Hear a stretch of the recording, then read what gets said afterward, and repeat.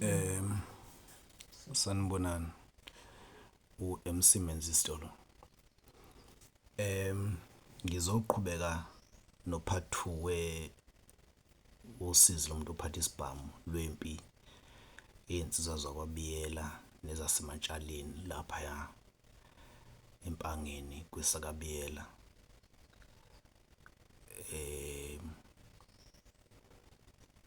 Kulempi ngiyakhumbula ukuthi ngigcinela khona ku-part 1, ngigcinela kuphuma isidumbu khona sokuqala sensizwa yakwaMtshali kwakuthiwa uBhatomani kade ilanda eThekwini. Ngifuna-ke ulalelisise kahle ukuthi isibhamu asinawo kanjani umvuzo, asikaze futhi sibe nawo. Uyakhumbula ukuthi uBhatomani Biyela washona wadutshulwa kade kunomkhehlo eMankwanyaneni khona eNcemane, edubuleka kade efika ekuseni, kade efika emini esuka eThekwini, elandiwe nakhona elande omne wabo Sinemkantshi umfowamtshali.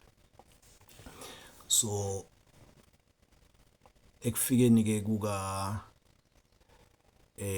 ekufeni kukaSigubhu Nkwanyana edutshulwa emkhehlweni ekufeni kukaBhatomani edutshulwa edubuleka emva kwempi eyasuka emkhehlweni kaSigubhu Nkwanyana khona eNcemane, ngoba ngikhuluma ngey'nsizwa la zesigodi, ngikhuluma ngey'nsizwa zesigodi esisodwa la. Kwathi mayesedubulekile-ke kwangacaca ukuthi udutshulwe ubani, ngoba uma kusuke kuyimpi kuliwa bese kuqhuma ibhamu bese kusala umuntu, nigcine ningasazi ukuthi ubani udubule omunye, kodwa kuhambe kuvele ukuthi umuntu wadubulayo ngobani uma sekuxoxa. Washona-ke kanjalo uBhatomani, wadutshulwa nje kuyimpi, washonela endleleni elandwa esibhedlela. Emva kwalapho-ke impi yabe isihlakazeka. Ibhamu ezaqhumayo lapho uma sekulandelelwa kahle kwatholakala ukuthi isibhamu sikaMayisondeza mfokabiyela nesikaNgcobo owayeyinduna egade iviyo lakwaBiyela ngalolo langa lelo. So kusho ukuthi igenge yadubulayo igenge yangapha kwaBiyela, ngoba nakuba kungoBiyela phela kodwa yikhona ezinye iy'bongo ezazingakubo uBiyela zishaya uMtshali, nakwaMtshali futhi yikhona iy'bongo ezazikhona zishaya uBiyela. So-ke isibhamu-ke saqhuma lapho kwathiwa ngesikaMayisondeza Biyela nesikaNgcobo owayeyinduna egade iviyo lakwaBiyela. Kwagcina-ke kusolakala nje kanjalo ukuthi ibona abadubule uBhatomani. Khumbule ukuthi ngithe isidumbu sokuqala lesi sasiphuma. Emva kwalapho-ke yabe sisuka ngokusemthethweni impi, ngoba uma sekudubuleka umuntu, noma bekuthiwa ube wrong noma ukuthi ube right, uma sekudubuleka umuntu washona, suke sekuthanda ukuba nzima. Ayikho into enisuke nisazoyenza uma iy'nsizwa zinemhlwenga kanjeya njengalezi zakwaBiyela nezasematshaleni. Wabe sefihlwa-ke uBhatomani umfowamtshali, wathi efihlwa kwacaca ukuthi vele impi isisukile. Wafihlwa angithi yonke lento yayenzeka ngomhla ka-11 June, ngomhla ka-16 June 2011, 16 June 2011. Kwedlula iviki elilodwa ngempelasonto eyalandelayo kwafihlwa uBhatomani. Ngesikhathi efihla uBhatomani umfowamtshali, lezi zakwaBiyela kwangekho ngisho oyedwa, ngoba njengoba ngike ngasho ukuthi zigodi ezakhelene lezi, impeleni isigodi esisodwa bese kuba imizi nje imizi yakwaBiyela neyakwamtshali, enye izibe phesheya kweNcemane laphana. So ngesikhathi efihlwa ubaba uBhatomani ayibuyanga insizwa zakwaBiyela zonke, ngoba zayitsheliwe ukuthi zase ziwutholile umlayezo ukuthi oyobuya ngeke ozobuya eThekwini noma eGoli noma eMpumalanga noma kuphi ethi uzongcwaba wakwaBiyela uyofika esala emngcwabeni. Ezasematshaleni zayigade nje ukubadla khona emngcwabeni emini. So zangabuya-ke zonke-ke, akekho abuyayo. Futhi ngaleso sikhathi abasematshalini abantu bonke nje base bengasalala emakhaya base belala emahlathini ngoba phela kwase kufa umuntu futhi akufanga umuntu nje kwafa isikhwaka sasematshalini. So ke ngisho izingane kwakuphithiza ulaphithi ngoba uma sekushona umuntu uhlevane livuka noma umhlwenga uvuka ngisho umuntu osegoli nomunye obethi mina ngiyingeni lempi kodwa mayisezwe kusaba sekushona umuntu akahlale nganyakazi. So ke wafihlwa ke uBhatomane zangabuya insizwa zakwaBiyela kanti entathakusa kade efihlwa ngayizolo uBhatomane ayibange isahlakazeke ezasematshalini ayibange isahlakazeke. Le ndawo engikhuluma ngayo indawo lapha kwesikaBiyela ngapha ngaseMpangeni kwaZulu Natal bayazi abanye bangakhona ngapha ngako Richards Bay uMpangeni no Richards Bay indawo ezakhelene. Ngiyazi abanye bazo Richards Bay abanye baleko oLimpopo bazo Richards Bay. Impangeni neRichards Bay nje indawo ehluka wele ke iRichards Bay ngale ngasolwandle bese ukuthi Impangeni ingapha ngasemakhaya. So ke ayibange isehlukane ezisematshaleni zathi mayiqeda nje ukufihla ekseni entathakusa yayihloma impi ihlasela entathakusa ayekuseni entathakusa ngabo 1-2 yayiphuma impi ibheke emzini yakwaBiyela. Zathi mayiwela nje phesha kwencemane ziyoqala kule mizi yakwaBiyela ngezansi zahlangana nekhehla lapho ngabo 4 zahlangana nekhehla nalo elase liphume ebhacini ngoba lase lijeni sekusile seliyenyuka liye emakhaya seliyolala ngoba ngeke ulale ehlathini. Zathi mazithe zasematshaleni zahlangana nekhehla laBiyela zafeza lithela phansi zase ziyenyuka zangenela imizi lapha kwasho ukuthi emakhaya akusekho umuntu za destroy yonke into zidestroy amawindi ama TV yonke into zikuthatha kwakuthatheka ngoba mase kuyimpi niyalutha phela nenzela ukudestabilize noma nenzela ukukriphula nenzela ukukhubazisitha. Uyabona manje kusuke kuyimpi manifika emzini yabantu nithi niyobulala ningafici umuntu nichitha ukudla nichithe yonke into niphazamise yonke into ezokwenza ukuthi noma bebuye emakhaya imiqondo yabo ibe corrupt ibe ididizele kakhulu. So ke kwadutshulwa ikhehla elaba isidumbu sesibili ikhehla lawaBiyela elalibuye kubhacini bangenela imizi yabaBiyela kuyinsiza samatshaleni zingadle enkobe zamuntu zangenela imizi kwasho ukuthi akukho umuntu. Zathi maze yofika le phezulu kule mizi yokugcina kanti izinsizwa zakwaBiyela lezi ezihlala emakhaya including abafana besikole lezi ezihlala emakhaya nje zazilele endaweni eyodwa ukuthi zahlebeleka kanjani ukuthi nansi impisingene zaphuma zaqhasha akukaze kulimale umuntu zaphuma zaqhasha zathi galwe yephuka mase yiphumile zaze zabaleka ke zaze zosithela ngoba zayilele ndawonye izona ezayilele komunye umuzi kaBiyela. So ke emva kwalapho kwabonakala ukuthi ayingeke impi isinzima kakhulu.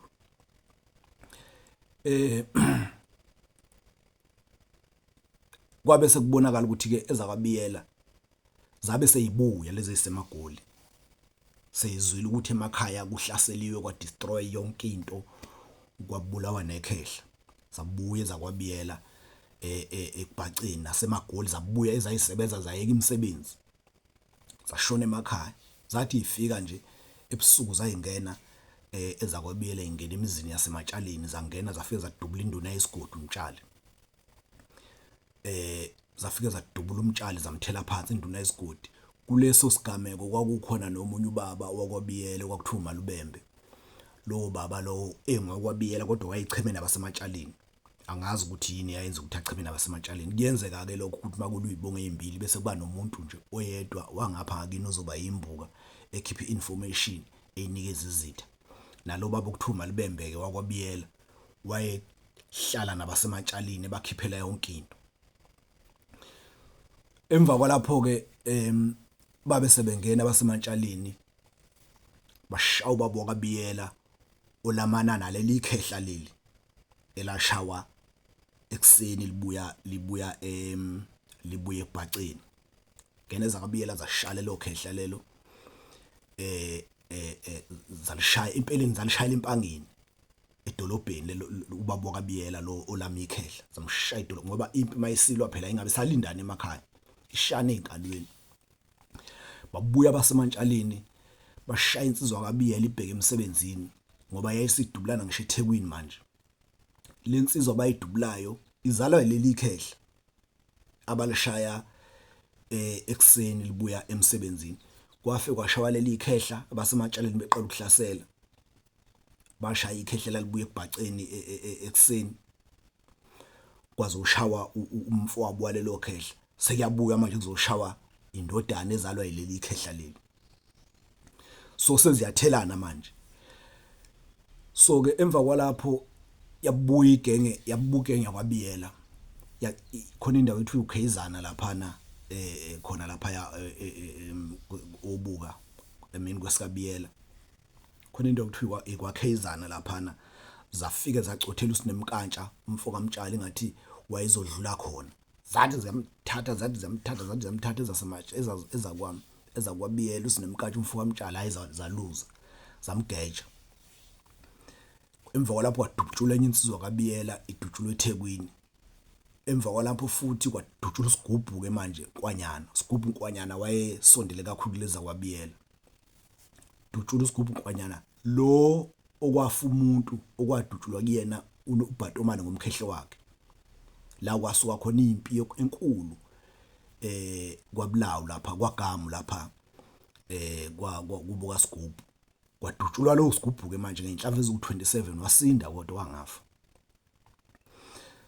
emva kwalapho wasinda uSigubhu ukhumbula ukuthi uSigubhu Nkwanyana wayekade ekhehlelwa ngomhla ka16 June ngesikhathi kufa uBhatomane so emva ukuthi sedutshuliwe futhi yena uSigubhu ngeinhlamvu eziwu27 wasinda waphinde wakhehla futhi enye intokazi kwathi kumkhehle wakhe la kwenza kakhona isibhicongo ke lesangempela nala khona okwabonakala ukuthi impi isinomunyu kwathi kumkhehle wakhe uSigubhu Nkwanyana wesibili zafike ezasematshaleni zafike zadubula insizwa lapha yakwabiyela kwakuthiwa uMzobanzi biyela sayidubula ngawo umkhehlo kwanzima kakhulu zathi mayiqeda ukuyishaya lensizwa uyabona manje kade nigadlile empini mayikade igadlile insizwa zigadla bese ziyaqhela zithi ukusabalala zigadle iqhele kodwa ke kuba nema strategies amaningi makulewe impi so kwathi makade eqeda ukudutshulwa uMzobanzi biyela shawa zinsizwa zimantshaleni kwedlula insukwana wangcwatshwa uMzobanzi biyela ngelanga ayekade engcwatshwa ngalo ntambama insizwa zakwabiyela isahlangene umndeni usahlangene kusabhungwa ukuthi bafuthu nakho sifa kwavele yaphinde yangena futhi yasematshaleni ingena kade engcwatshwa ntambama kubuka uMzobanzi yathi mayingena impi intambama abantu bengazelele lutho beyitshena ukuthi nje hayi ngoba ade singcwaba akukho kuzokwenzeka yavela zatheleka ezasematshaleni zafika zashaya umfowabo kaMzobanzi zashaya ubhuti wakhona zamshaya uGadla biyela zamshaya zamthela phansi ngesibhamu zazoshaya nendodana yakhe okuthiwa uNgobiyela zamshaya zamthela phansi kade bencwaba emini lokhu ukuthi nje kade nisaxoxa ukuthi umncwabo uhambe kanjani zafike ezasematshaleni ngikhuluma ngesihluku sempi edalwa nje into encane esuke futhi ingalawuleka before ngoba mayisisuka isinje ngeke impi uyilawule noma ngabe uyilawula ngamaphoyisa noma ngabe bayisinje impi ngeke usayilawula emva kwalapho kwadutshulwa uZungu eThekwini kwadutshulwa uMalubembe naye edutshulele eThekwini uMalubembe ke ilo kwabiyela kodwa owayecheme negenge yasematshaleni kwathi makushawa uZungu washawa yena lo baba uMalubembe so emva ukuthi kushawe ubaba uMalubembe biyela emva kwalokho ke kwabe kwangena amaphoyisa kabuhlungu kwavele kwaboshwa igayigayi ezintathu zakwabiyela okuyizona ezayibamba impi kwaboshwa enye insizwa yakhona kwakuthiwa uMakhathoni, kwaboshwa uZicholo, kwaboshwa uNhlaka Biyela. Baboshelwa icala lokufa kwenduna uMtshali. Yakhumbula ukuthi induna uMtshali yashawa ngesikhathi igenge yakwaBiyela iqala ukuyohlasela, yafika yashaya uMtshali yamthela phansi induna. So baboshelwa lelo cala ke, baboshelwa lelo cala. Kwabonakala ukuthi manje makuboshwa uMakhathoni ngoba uMakhathoni uyena insizwa yakwaBiyela eyayihamba phambili, ayisatshwa kakhulu einsizweni zakwaBiyela noNhlaka. So kwathi makuboshwa lezi zinsizwa zontathu, izicholo, uMakhathoni noNhlaka, yaqhubeka impi yalo. Zaboshwa lezi zinsizwa zontathu zabuye zadedelwa. Seyihlalile kodwa seyithe ukudonsa ngoba uma niboshwa impilwa naboshwa nahlala esitokisini, uma nihlala 3 months side kakhulu leso sikhathi ngoba izitha isuke seyigadle zaqeda kunini. Zadonsa ke nalezi insizwa ngazi noma kwazacishwa kwaphela unyaka zisesitokisini ngaphakathi ilwimpi. Nenhlahla zafika zadedelwa, emva kwalapho zadedelwa emva kwesikhathi. Zadedelwa kwatholakala ukuthi hayi laba mase kucheckwa noma khalekhu nama cellphone zabo hayi kwangahlangana ubufakazi bangahlangana. Zathi iphuma nje ngaphakathi ezakwaBiyela zazimthela phansi esinye isigayigasa seMatshaleni kwakuthiwa uFrance Mtshali, zamshayela egoli uFrance waseMatshaleni. Manje ukhumbula ukuthi kade kuboshwe insizwa igayiga ezintathu zakwaBiyela, zathi iqeda ukuphuma nje zamthela othulweni uFrance mfowabo kaMtshali, zimshayela egoli wangapha eMatshaleni. Emva kwalapho kwadutshula umndeni Biyela, umndeni lokuyiyena impi yasuka ngayo owayekade engcokola noMapapuzi. Kwadutshula umndeni Biyela washona. Bamshaya umndeni uzubuka ukuthi ubunsizwa bungakanani. Bamshaya umndeni kusuka emidlalweni kulwa impi njalo kodwa still basa attend imidlalo imicimbi ngoba umndeni Biyela nje bamshaya isuka emidlalweni phela nje umdlalo esendleleni babuthela phansi ezakwamtshana. Emva kwalapho kwadutshula uZwe Biyela wakubuka umndeni bamdubula esikhawini. uZwe nangilo wakwahujwa izinsizwa zakwaMtshali zithi ziyambulala wasinda. So kwadutshula umndeni, emva kwakho kwadutshula umfowabo uZwe Biyela. Emva kwalapho kwadutshula umuntu kushuthi emva kwalezo nsuku khona umuntu wabonakala empeleni, kwabonakala uMakhathoni umfowabo kaBiyela ebonakala eMpangeni station, eMpangeni edolobheni emini. Kwaduma ukuthi uMakhathoni ubonakale lapha eMpangeni. Zanikela khona zakwaMtshali, angithe sechaze ukuthi wayigqokeni, ayibange isabuza zafike zadubula omunye umuntu zitshena ukuthi uMakhathoni, kanti zishaya umuntu ogqoke into efana nekaMakhathoni Biyela. Zamshaza mthela phansi lo muntu mabethi bayabheka akusiyo uMakhathoni. uMakhathoni ke umfowabo Biyela wayesatshwa kakhulu, insizwa zakwaMtshali zazimsaba kakhulu uMakhathoni. Emva kwalapho ngoba uMakhathoni nje uMakhathoni zagcina engamtholanga. So emva kokudutshulwa lo muntu wayefaniswa noMakhathoni kwadutshula uBiyela futhi enye insizwa kwaBiyela idutshulwa kwaMnyandu eMlazi eThekwini. Kwadutshula enye insizwa kwaKhumalo isekhaya kubo khona kwesikaBiyela. Kwadutshula uBiyela emva kokudutshulwa kwaBiyela kwaMnyandu noKhumalo zabuya futhi ezakwaBiyela ke manje zithi seyizoqeda ngegenge yaseMatshaleni. Khona lapha oBiyela bake bathi nje insizwa zakwaBiyela kwabuya ngisho isegoli, kwabuya ngisho ikuphi, seyifile insizwa eziningi. Sekubuya ke manje nalezi ebezithi azingeni impi sezithi sifuna ukuzoqeda manje abantu bakaMtshali. Zathi ibuya nje kwavela washaya insizwa kwaBiyela eyayisuka egoli ingakaqali ngisho ukuqala impi bavela bayishaya shona. Emva kwalapho ke kushuthi lezi ngesikhathi kushuthi abasematshaleni bake bampimpana bodwa impi iqhubeka.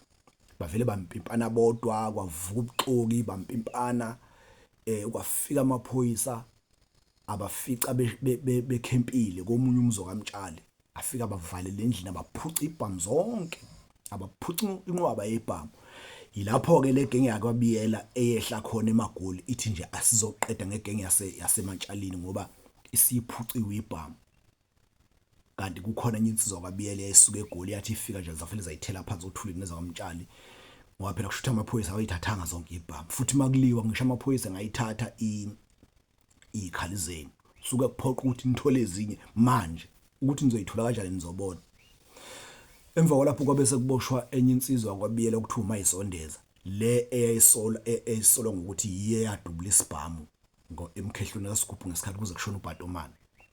Yaboshwa leyo nsizwa leyo, iboshwa mayelana necala lokubulala uBhatomane.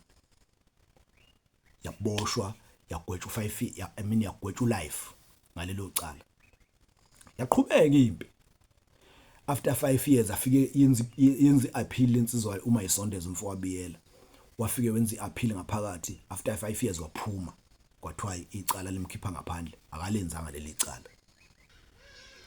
So ke emva kokuthi kuboshwe uMayisondeza, kushuthi ngoba zaseyifile insizwe eziningi, hlangothi zombili zaseyifile insizwe eziningi. Laba abasematshalini babefuna kakhulu enye insizwa okuthiwa uMakhathoni umfowabo waBiyela, yona babeyifuna uThuli, futhi bebona ukuthi masingashale lensizwa leya kwaBiyela ngoba sesishayile eziningi, masingashaya uMakhathoni impi ngaphela lo ukuthi aze bemthole. uMakhathoni waze wayigulela impi nakhona isiphelile, wayigulela nje ngoba wayengasaboni nasemehlweni, waze wayishonela egula. Zayimesaba ezisematshaleni uMakhathoni umfowabo waBiyela, zayimesaba ngisho engasaboni emehlweni. Kwakubaleka abantu ngisho engasaboni, impi isiphelile. Wayithi mayiqhamuka nje engasaboni emehlweni ebantu, kuvele kubaleka abantu bethi abantu hayi lo muntu ufuna ukusibulala, hayi ukuthi akaboni uyabona, kanti wayesengasaboni ngempela, wayigulela wazwashona. Kanti ngapha kweza kwaBiyela umuntu ezazimfuna kakhulu ngapho ohlangothini lwasemantshaalini zayifuna kakhulu uSinemkantsha. uSinemkantsha yilo owalanda umfowabo uBhatomane kanti uzoshona ezoba isidumbu sokuqala kulempi. Zayifuna kakhulu kuSinemkantsha umfowabo kaMtshali leza kwaBiyela, naye futhi azimtholanga uSinemkantsha. uSinemkantsha akusaphila, soba umfundisi unebandla nje umfundisi, akaze zimthole. Emva kwalapho ke yabe sithutha imizi eminingi, yathutha imizi eminingi yakwaBiyela neyasemantshalini ngoba ngesikhathi iqhubeka impi phela kunemindeni ehlukumezekayo, kunezingane ezifundayo, kuvele kuma yonke into. Yathutha imizi, yahlakazeka. Kwathi makuthethwa namacala kwadliwa inkomo umndeni waBiyela. Ngiyakhumbula nje khona ubaba okuthiwa uMthofu Biyela, ubaba womndeni noZwi, wadliwa inqwaba inkomo lo baba. Kwaphinde kwadliwa nezimbuzi nezinye inkomo zomnye ubaba waBiyela. Lapha kwakhonjwa indoda, naye wadliwa inqwaba yenkomo mase kuzama ukuthethwa amacala. Yagcina ilotha lempi, abantu ababesekhaleni noma ababamba iqhaza ekutheni lempi iphele kwakuWellis Mchunu, wayekade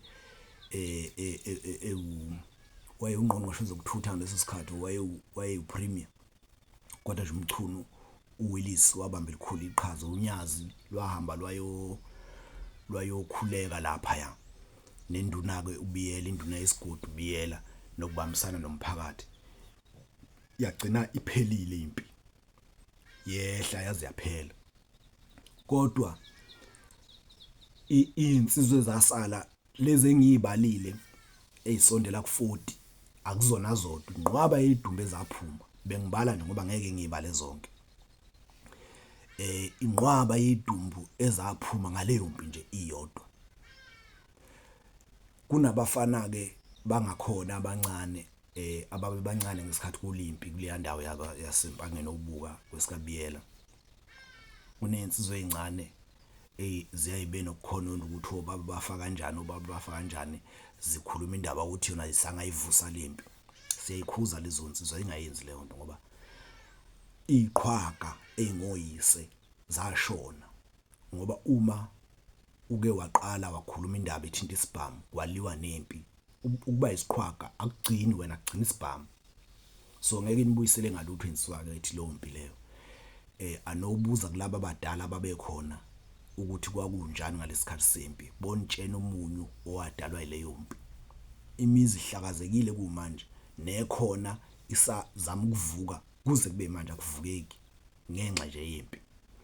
Mangisuke ngikhuluma ngosizi lomuntu ophatha isibhamu, ngisuke ngikhuluma ngezinto ezinjalo. Insizwa zakithi ngiyacela ukuthi abayizwayo le video beyidlulisele nakwabanye nokukhuluma nje ukuqwayisa abantu ngendaba yokuphatha isibhamu nanalo bumnsizwa lo bekade ngikhuluma ngabo.